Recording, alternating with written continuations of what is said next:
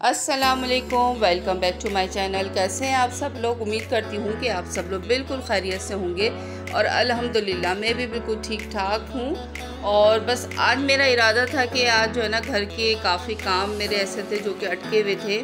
और ऐसा होता है ना कि कभी आप सोचते रहते हैं कि अब ये करना है, आज ये करना है, लेकिन वो काम हो नहीं पाता है। तो आज जो सारे पेंडिंग में काम पड़े हुए थे ना, वो मैंने सोचा कि आज मैं वो निपटा दूँ।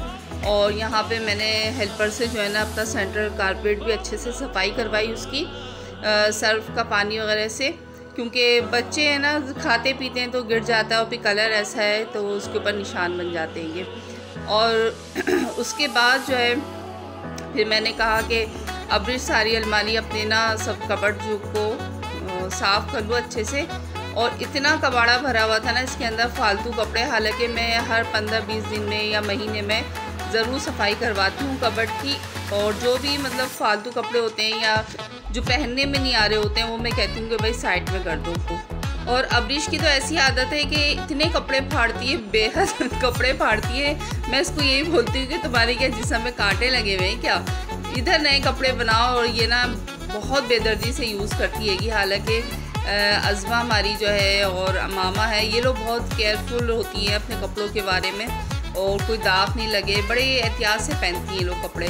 और अब्रिश हमारी ज़रा उलट ही है, तो इसलिए आज जो है ना मैंने सब कपड़े वगैरह सब साफ़ करवाए, कपड़ वगैरह। और उसके बाद जो फटे हुए कपड़े थे यानी कि जिसकी सिलाइयाँ यानी कि ट्राउज़र वगैरह होता है अमूमन, तो मैंने कहा तुम बाहर निकाल दो तो उसको फिर मैं सी दूँगी। तो नाश्ता लेट किया था तो उसके बाद मतलब खाना तो नहीं खाया था क्योंकि भूख नहीं लग रही थी, लेकिन अब हो गई थी शाम। तो मैंने सोचा कि चलो ये मैगी रखी हुई है तो मैंने साथ में मैगी बना ली थी कि हम लोग थोड़ा शेयर कर लेंगे। और शाम के लिए मैं बना रही थी माश की दाल फ्राई, तो वो भी एक साइड पे पक रही थी।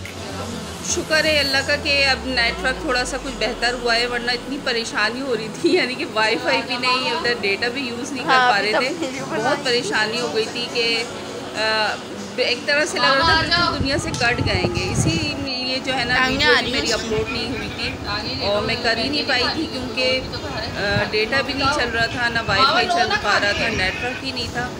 तो इस वजह से ना तो वीडियो को मेरी लाइक कर दीजिए और जिन्होंने अभी तक मेरे चैनल को सब्सक्राइब नहीं किया है वो चैनल को मेरे सब्सक्राइब भी कर लीजिए। और यहाँ पे बस मैं अब्रिश और मामा को यही कह रही थी कि आ जाओ तुम लोग भी थोड़ा थोड़ा सा खा लो। फिर मैं लेके बैठ गई थी मशीन। मैंने अब्रिश से कहा कि मुझे मशीन निकाल के दे दूँ ताकि मैं तुम लोगों के ट्राउज़र वगैरह जो सिलाइयाँ निकल गई हैं उनको मैं सी दूँ। और यहाँ पे तकिए के कवर भी मैं सी रही थी, इसकी भी कुछ सिलाइयाँ वगैरह निकल गई थी, तो ये भी मैंने कहा हाथ क्या जो है ना सिलाई मारती जाऊँ। तो ये भी काम बड़े ज़रूरी होते हैं और सिलाई का काम ऐसा होता है कि पेंडिंग में पड़ा रहता है।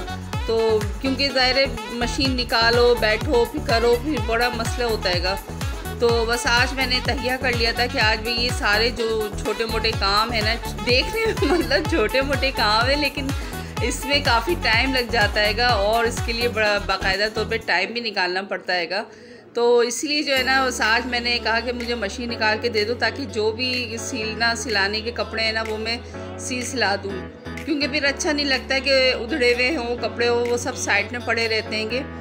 और घर जो है देखें सारा इतना फैलावा हो रहा था और मैं बड़े ही आराम से इजी तरीके से पैर फैला के जो है ना सिलाई कर रही थी, क्योंकि ज़्यादा देर मुझसे भी बैठा नहीं जाता है। पहले मैं प्रॉपर पूरी सिलाई करती थी लेकिन अब जो है ना मुझसे ज़्यादा देर बैठा ही नहीं जाता है, मेरी कमर दुखने लगती है कि।